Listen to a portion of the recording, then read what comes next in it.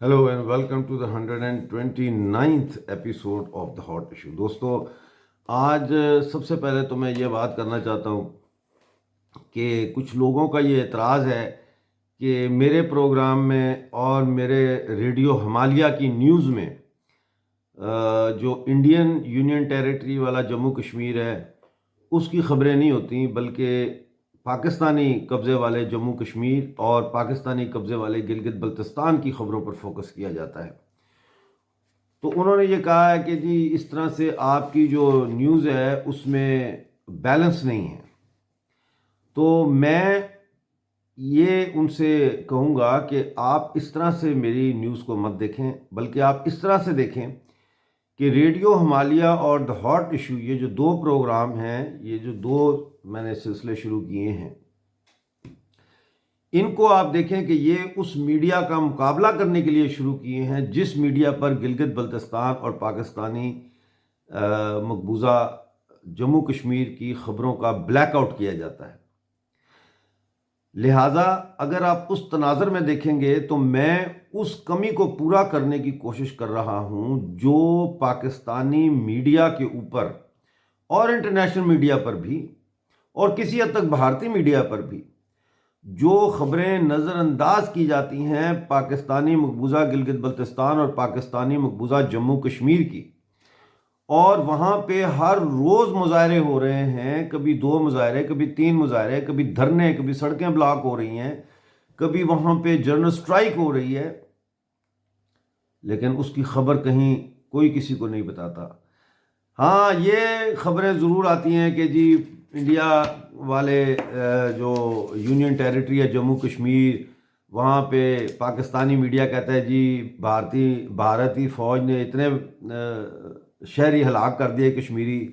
यानी वो लोग जो दहशत गर्दी करने के लिए कश्मीर में दाखिल किए जाते हैं, जब वो भारतीय सेना के साथ मुकाबले में मारे जाते हैं तो उनको एज अ कश्मीरी प्रेजेंट किया जाता है दुनिया के सामने पाकिस्तानी मीडिया की तरफ से। ये मकसद है इनका, यही चाहते हैं कि दो चार मरते रहें वहाँ यूनियन टेरिटरी के जम्मू कश्मीर में, ताकि पाकिस्तान के पास मसाला आए, पाकिस्तान के पास जो है वो दुनिया को बेचने के लिए एक चूरन जो है उसकी सप्लाई जारी जो है वो बंद ना हो, कि वो दुनिया को ये फेक न्यूज़ दे कि जी देखो जी इन्होंने कश्मीरी मार दी।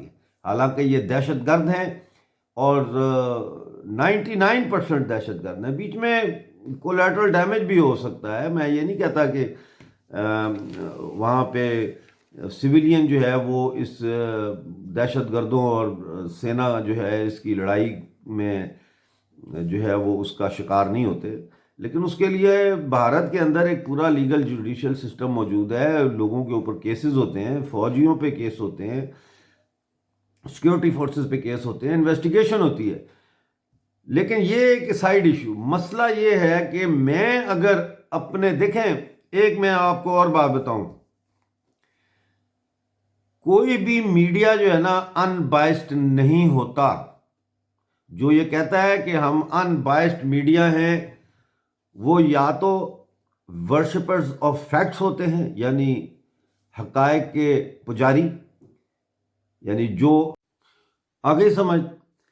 तो इसलिए मुझसे ये तवक्को ना की जाए कि मैं वो खबरें पेश करूंगा जो जनरल मीडिया पेश कर रहा है। इसी हवाले से शुरू करते हैं आज कि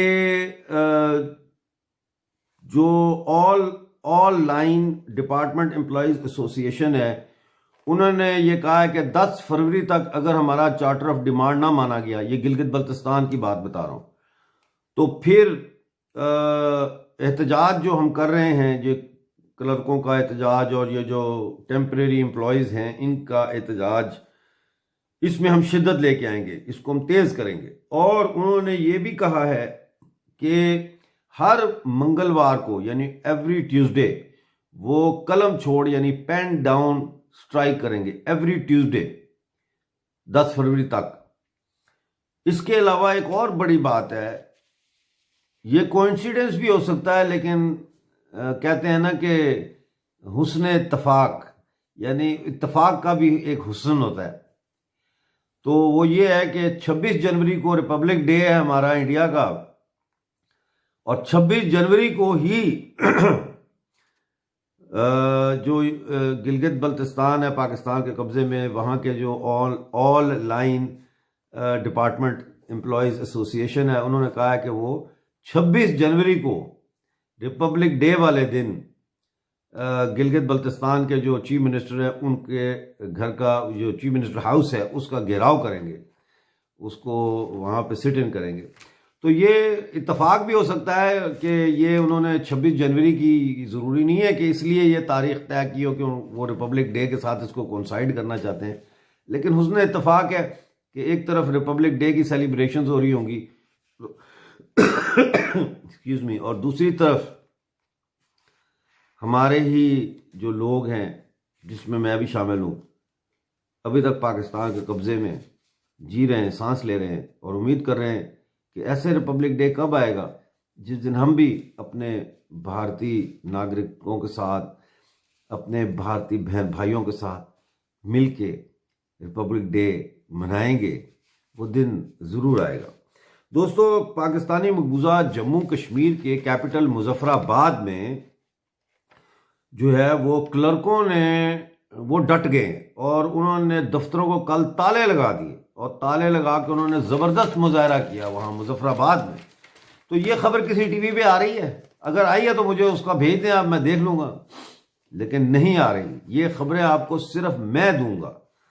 अच्छा, उन्होंने जुलूस निकाला और इसके अंदर जो ये मुजाहरा हुआ है वहाँ पे मुजफ्फराबाद में, इसमें सिविल डिफेंस के लोग, इसमें जो ज़कात कमेटी है उसके जो लोग थे यानी एम्प्लॉयज़ हैं, और दूसरे जो महकमे हैं, बिजली का महकमा है, इनके मुख्तलिफ एम्प्लॉयज़ जो थे, इन्होंने ये जुलूस निकाला। दोस्तों, आपको पता है कि पाकिस्तान ने सऊदी अरब से अपना सिविलियन जो एम्बेसडर है उसको वापस बुला लिया है, और उसकी जगह उन्होंने जनरल बिलाल अकबर को भेज दिया है। ये वो लेफ्टिनेंट जनरल है जो 3 स्टार जनरल था, और उसकी लास्ट पोस्टिंग वहाँ हुई थी, और पाकिस्तान ऑर्डिनेंस फैक्ट्री में जो वाह में है, टेक्सला के पास, और जो असला बनाती है।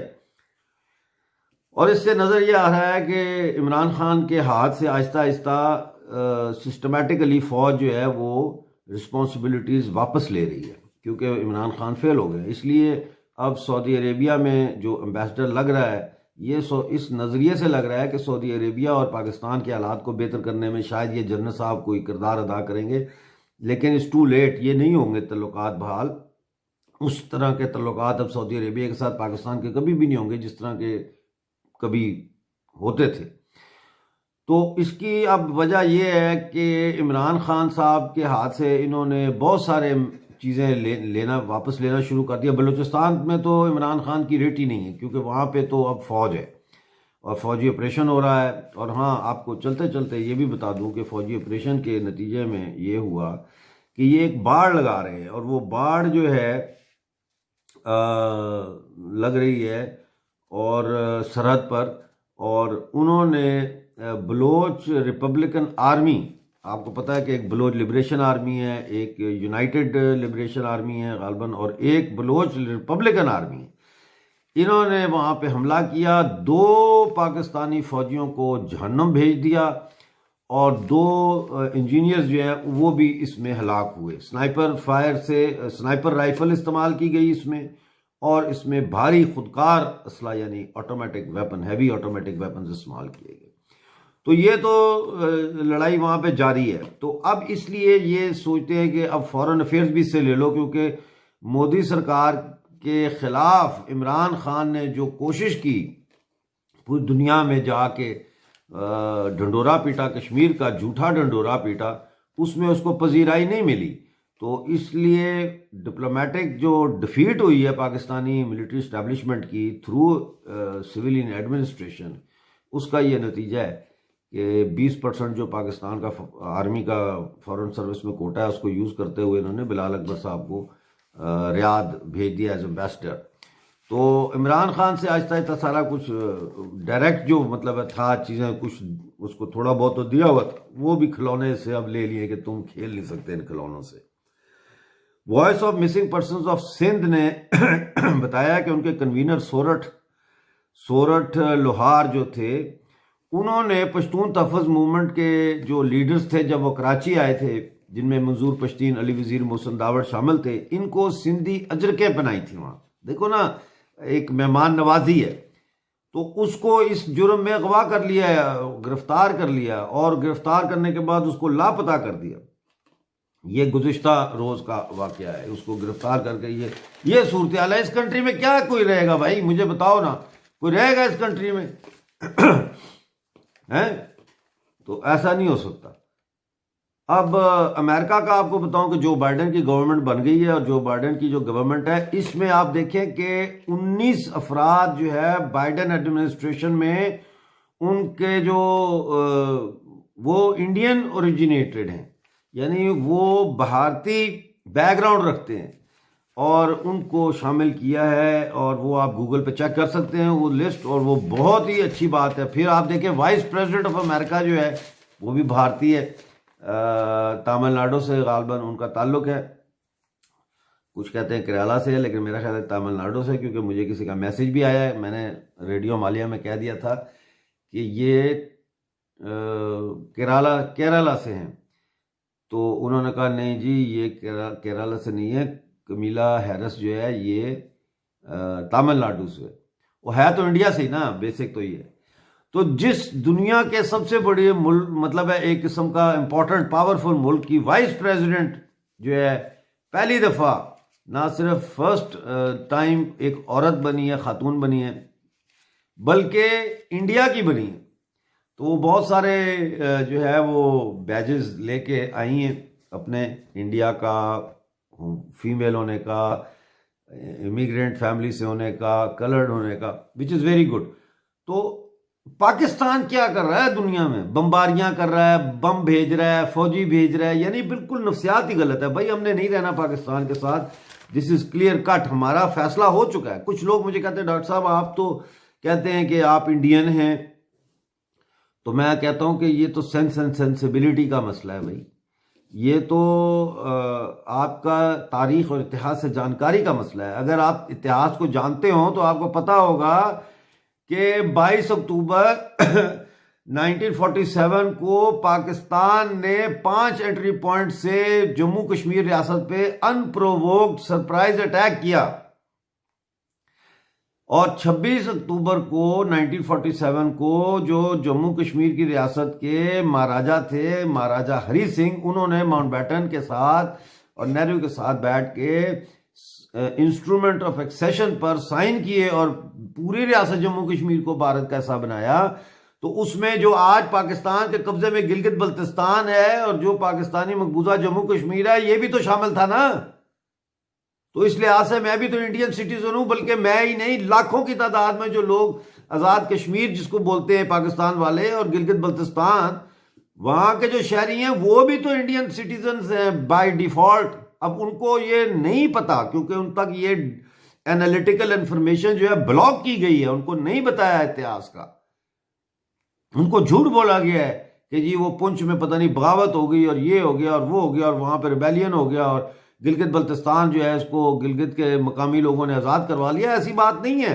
गिलगित बल्तिस्तान में तो कू हुआ, महाराजा हरी सिंह के गवर्नर घनसारा सिंह के खिलाफ कू हुआ 31 अक्टूबर को, और 1 नवंबर को वहां पे गिलगित रेजिडेंसी से रियासत का झंडा उतार कर मेजर विलियम ब्राउन ने बरतानिया का अपना इसका पाकिस्तान का झंडा लगाया। तो ये किसको बेवकूफ बना रहे हैं, ठीक है ना। तो हम ये चाहते हैं, एक्सक्यूज मी, कि भारत हमें आज़ाद करवाएगा इंशाल्लाह, हमें पता है इस बात का, भगवान ने चाहा तो ये ज़रूर होगा। और सिर्फ ये है कि आप पाकिस्तान जो है, टूटता हुआ पाकिस्तान, भूखा नंगा पाकिस्तान, झूठा पाकिस्तान, पाकिस्तान से ज़्यादा जो इस्लाम है ना वो इंडिया में है और प्रोटेक्शन के साथ है। यानी वहाँ पे लोग मस्जिदों में जाते हैं, वहाँ कोई फ़िरका वाराना फसाद नहीं, वहाँ किसी शिया की मस्जिद में बम धमाका नहीं होता, वहाँ किसी कादियानी जो है उसको तबलीग करने से रोका नहीं जाता, उसको मारा नहीं जाता, वहाँ किसी जो है क्रिश्चियन को जो है वो उसके चर्चों को बमों से उड़ाया नहीं जाता, समझ आई। तो वो वहाँ मुसलमान ज़्यादा आज़ादी से जी भी रहे हैं और अपने अपने जो उनके आदर्श हैं या जो भी उनके रिलीजियस प्रैक्टिस हैं उन पर अमल भी कर रहे हैं। तो दोस्तों साथियों, एक तो मैंने आपको रेडियो हिमालय और इस हॉट इशू के बारे में क्लियर कर दिया कि इसमें सिर्फ POJK और GB और वो ताकतें जो apprised Nations living under Pakistani occupation, उनकी खबरें मैं दूंगा। मैं कोई फैशन के तौर पर कोई खबरें नहीं दूंगा। ये सनसनी फैलाने के लिए मैंने नहीं चैनल शुरू किए, ये आप लोगों तक हकीकत पहुंचाने के लिए किए हैं। और अचानक मुझे ऐसा लगता है कि हमारे जो दोस्त हैं उन्होंने 10,000 का टारगेट अचीव करने के बाद सुस्ती इख्तियार कर ली है। सुस्ती इख्तियार ना करें। हमारा अगला टारगेट जो है वो 50,000 का है और मैं समझता हूं कि अगर हम पुश करें, जैसे आपने इसको 4,000 से 10,000 पे पहुंचाया है, ऐसे 10,000 को अब 50,000 तक पहुंचाना मुश्किल नहीं होगा। दोस्तों शेयर करो, दोस्तों को टेलीफोन करो, दोस्तों को मैसेज करो, दोस्तों को इस YouTube चैनल का मेरे का लिंक भेजो, उनको बोलो भाई सब्सक्राइब करो और दोस्तों को भी बोलो सब्सक्राइब करें।